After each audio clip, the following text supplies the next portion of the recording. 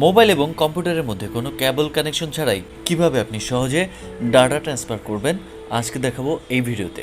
তাই ভিডিওটি না টেনে সম্পূর্ণ দেখার অনুরোধ করছি।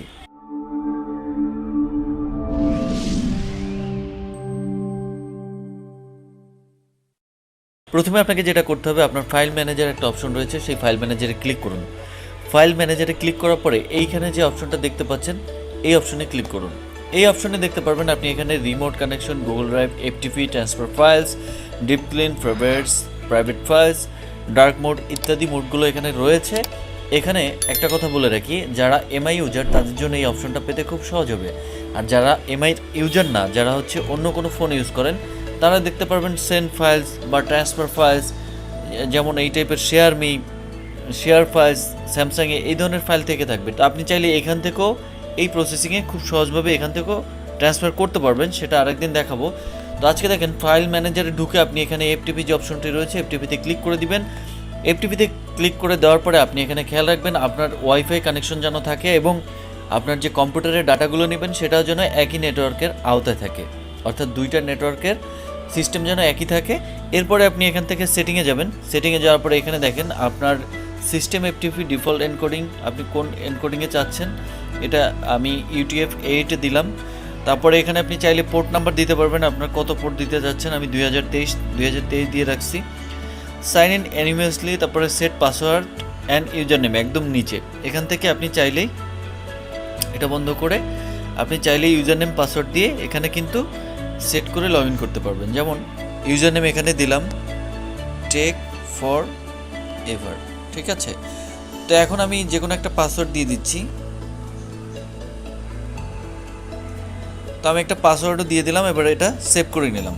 সেভ করে নেওয়ার পরে আমার কাজ শেষ। এখান থেকে বেরিয়ে যাব। বেরিয়ে যাওয়ার পরে এই যে দেখেন স্টার্ট যে অপশনটি রয়েছে, অবশ্যই আমার ওয়াইফাই কানেকশন থাকতে হবে এবং আমার কম্পিউটারে কিন্তু সেম নেটওয়ার্কের সেই কানেকশনটা থাকতে হবে। এরপরে যেটা করতে হবে, এখানে জাস্ট স্টার্টে পেস্ট করে দিন। স্টার্টে পেস্ট করে দিলে আপনার সামনে একটা আইপি অ্যাড্রেস দেখাবে।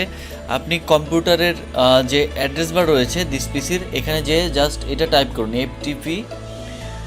টাইপ করার পরে দেখেন সেমভাবে যেটা আছে ওইভাবেই দিবেন ক্লোন। তারপরে এটা হচ্ছে ফরওয়ার্ড স্ল্যাশ, তারপরে এটা হচ্ছে ফরওয়ার্ড স্ল্যাশ, তারপরে 192.168.0.102, এরপরে হচ্ছে আবার ক্লোন 2023। তো এই যে দেখেন 2023 আমি যে পোর্ট নাম্বারটা দিয়েছিলাম, এখানে যদি আপনি 1ও দেন তাহলে 1 পোর্ট নাম্বার আসবে, ঠিক আছে। আপনি এখানে যা দেন পোর্ট নাম্বার সেটাই আসবে। তারপরে আপনি কম্পিউটারে জাস্ট এন্টার প্রেস করুন। এন্টার প্রেস করলে দেখবেন আপনার সামনে একটা অপশন চলে আসবে যেটাতে আপনার ইউজার নেম এবং পাসওয়ার্ড চাইবে। তো আমি ইউজার নেম এবং পাসওয়ার্ড কিন্তু দিয়েছিলাম আপনাদের সামনেই, এই যে TCH4AVER টেক ফর এভার। এবার পাসওয়ার্ড যেটা দিয়েছিলাম সেটা বসিয়ে দিব। তো পাসওয়ার্ড আমি দিয়ে, তো ইউজার নেম আর পাসওয়ার্ড বসিয়ে দিয়ে এখানে সেভ অপশনে ক্লিক করে দেবেন। তাহলে বারবার আপনাকে এই পাসওয়ার্ড ইউজার নেম দিতে হবে না, জাস্ট স্টার্টের পরে আইপিটা বসাই দিলেই আপনার কিন্তু এখানে অলরেডি ঢুকে যাবে। তারপরে লগ ইনে প্রেস করবেন। লগ ইনে প্রেস করলে দেখেন আপনার ফোনের যত ডাটা, যত ফাইল, যত কিছু আছে সব আপনার কম্পিউটারে কিন্তু অ্যাক্সেস চলে আসছে, ঠিক আছে।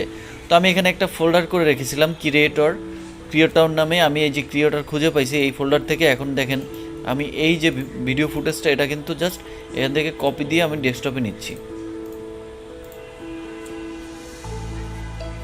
এই যে দেখেন কত সুন্দর স্পিডে এটা কিন্তু কপি হচ্ছে, অনেক ইজিলি। অলরেডি এটা কপি হয়ে গেছে, দেখেন 5 সেকেন্ড। এই যে আমি এটা প্লে করেও দেখাচ্ছি, এটা কিন্তু আমার মোবাইল থেকে মাত্র নিয়ে আসলাম। তো এইভাবে চাইলেই কিন্তু আপনি কোনো কেবল ছাড়াই, দেখেন এটার সাইজ কত আমি একটু দেখাচ্ছি, 59 MB আমার কপি করতে মাত্র 10 সেকেন্ডও লাগে নাই। তো আপনি কেবল ছাড়াই কিন্তু যে কোনো ফাইল, আপনার ছবি থেকে শুরু করে ভিডিও সব কিছু কিন্তু এইভাবে আপনি ট্রান্সফার করে নিতে পারবেন। তো আজকের ভিডিও এ পর্যন্তই, দেখা হবে নতুন ভিডিও নিয়ে। সে পর্যন্ত সবাই টেক ফর এভারের সাথেই থাকবেন। আল্লাহ হাফেজ।